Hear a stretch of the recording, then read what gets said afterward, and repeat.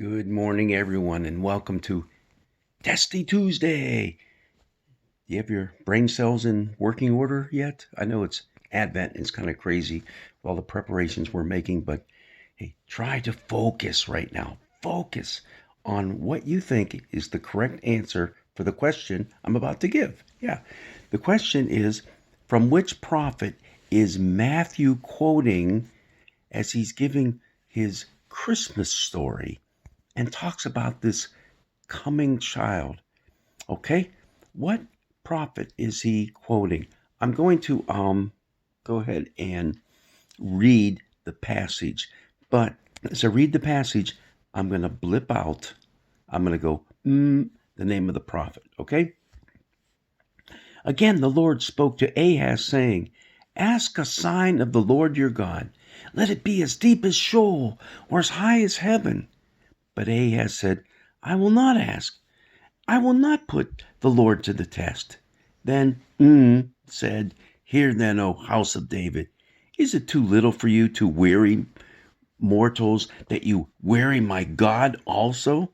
Therefore, the Lord himself will give you a sign. Look, the young woman is with child, and shall bear a son, and shall name him Emmanuel. He shall eat curds and honey by the time he knows how to refuse the evil and choose the good.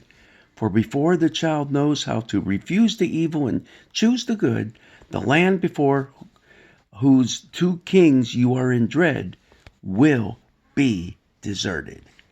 Okay, so we have a very interesting situation going on here where the prophet is trying to convince Ahaz, the king of Judah, not to enter into an alliance with Assyria. Why is he going to enter into this alliance, become a vassal state of Assyria? Well, he wants to protect himself against Israel to the north and Syria. Israel and Syria have linked up forces, and they're beating on the doors of Jerusalem. And Ahaz wants that to stop. He figures, well, if I give myself over to Assyria, they're not going to touch them. And the prophet is saying, don't do that. Well, who is this prophet? Is it Isaiah? Is it Ezekiel? Is it Daniel? Is it Jeremiah? So is it Isaiah, Ezekiel, Daniel, or Jeremiah? Now, you've been listening to these things long enough now, and you need to know that if you ever have a question as to which one it is, you know what?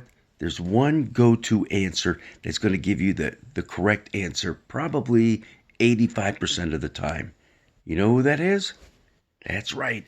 Good old Isaiah. Just say Isaiah. Isaiah. Yep, because that's who it is. We're coming from Isaiah, the 7th chapter, verses 10 through 16. That's our Old Testament reading.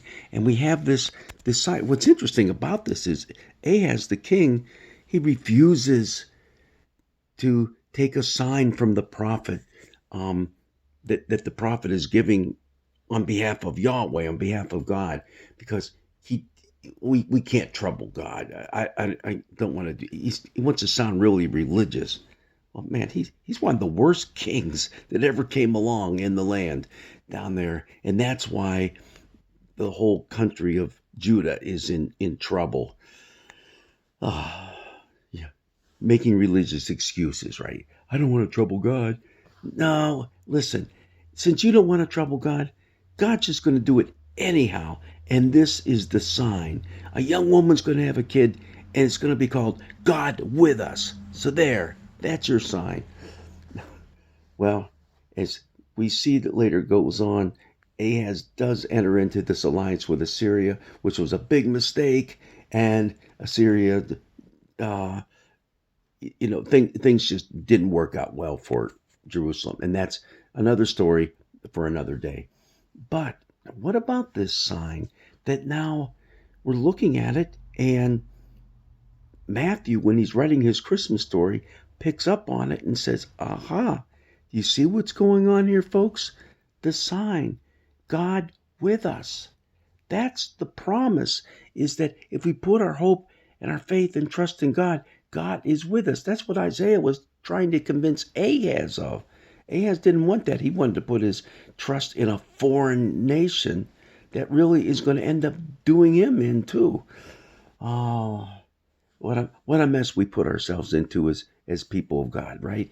Trust in other gods, other powers, other than the power of Yahweh.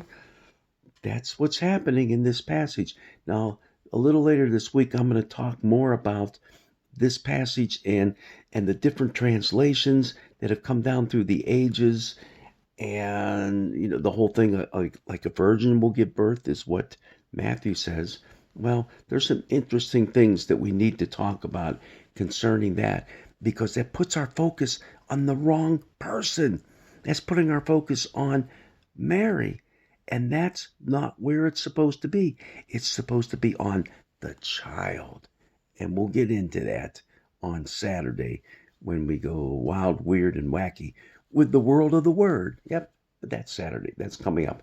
Meanwhile, right now, just know these words have been used by Matthew now to say, look, God is with us, and God is going to be with us in a much different way than what the prophet Isaiah was referring to in that instance, because when God comes to us in Jesus in the form of this little baby in Bethlehem, it's a whole new story. We're not going to see his complete power and strength shine forth until later on, and we look to the cross. There, in his death, God's power is made manifest in your life and in mine with the hope of the resurrection. Okay, yeah, so I spilled the beans a little bit on what's coming up on Saturday, but powerful, powerful, powerful passage from Isaiah that is used in our New Testament reading coming up this Sunday. God's blessings be with you, and it is getting a little late, folks. I got to get the tree up. Haven't had time to do it. Gonna get with it. Again, blessings be with you as you make all your Advent and Christmas preparations this week.